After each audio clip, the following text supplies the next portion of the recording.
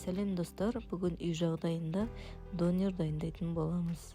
Ол үшін піскен тауық төс етін осылай таяқша етіп, ұзынша етіп турап аламыз.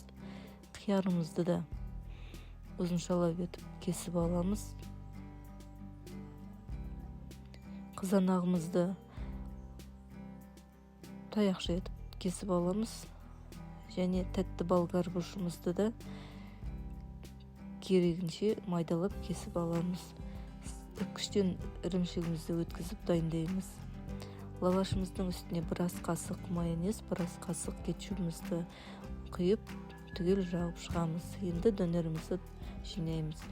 Қиярымыздың үстіне тауық етін орналастырып, оның үстіне сәбізімізді, тәтті бұрышымызды және қызанағымызды үстіне ірімшігімізді қосып, донерімізді жинаймыз. Алдын ала қызып тұрған 200-250 градус пешімізге 2 беті қызарғанша 5 минутқа қойып аламыз. Біздің үй жағдайындағы донеріміз дайын болды. Жасап көрулеріңізге кеңес беремін. Өте дәмді және жылдам дайын болатын ас.